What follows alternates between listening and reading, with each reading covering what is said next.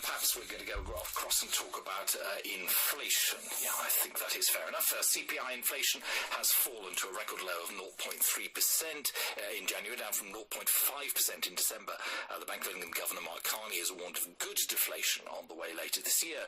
I'll be joined on the phone by Pete Comley, author of the book Inflation Matters, who has been a guest on this show before. Hello, Pete. Hi, Simon. Very nice to talk to you again. So what's essentially behind the fall in the headline rate of inflation today? The two main drivers for it are lower commodity prices, so that's primarily lower petrol prices, which are down about 16% on the year, and also lower food prices, and it's food prices across the board.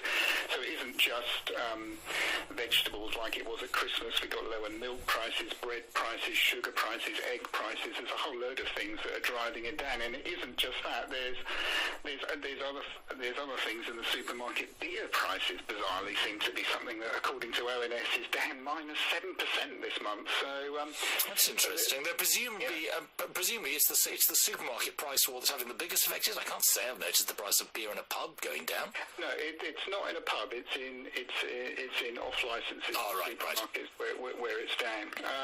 And you've also got things just falling out of the calculation, because a lot of the inflation rate is related to what was happening last year. So in December we had a whole load of energy prices fall out of it, and in January last year we had slightly lower prices for recreation and leisure, but they were quite a lot lower this year. So there's various things like that seem to take the number up and down. Should we be concentrating on the headline rate? I noticed that core inflation, which a lot of economists prefer to use, actually went up very slightly. Yeah, and I think it's quite important, because even though we are seeing lower inflation now, and I think Mark Carney's right that inflation will carry on going down over the coming months as the energy price decreases sort of work their way through. Longer term inflation, this time next year, it wouldn't at all surprise me to see inflation back up to 1.5–2%, because again you'll have these oil price rises falling out, and you've got that core inflation of all the other things still quite high. I mean, if you look at some of the other areas, you've got things like education up 10%, tobacco up 5%, trains up 4%, recreation up 3%.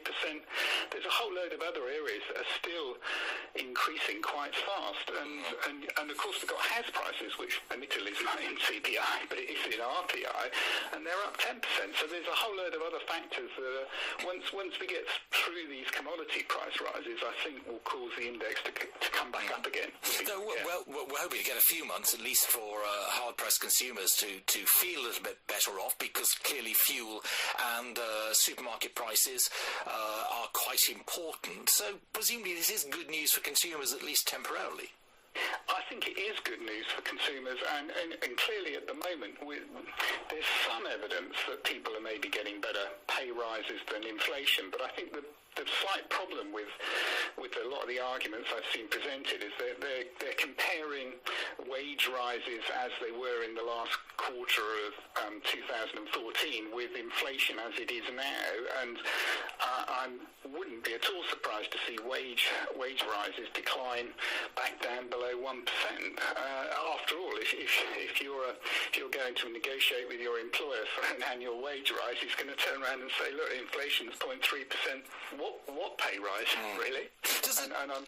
Does this put the Bank of England in a difficult position? Obviously, they've got this target of 2%. They're supposed to actually get to within one percentage point either direction of that. Obviously, Mr. Carney's had to write one letter already, the Chancellor. Is the Bank of England completely relaxed about current prices? I would have thought they probably are relaxed about it, because they're not lower because of lower demand. They're lower because the costs of commodities have come down. So I would have thought they'd be probably fairly relaxed about it. And as you say, it's creating potentially quite a positive feel-good factor across the country. I mean, I did some calculations the other day, and I reckon probably the average household's probably getting an extra £100 a month in their pocket as a result of the declines in fuel prices and to a lesser extent food prices. So that's a massive injection of cash into anyone's a driver anyway, hands, which is the vast majority of the population. So, okay, well, nice to have some encouraging news on inflation for once.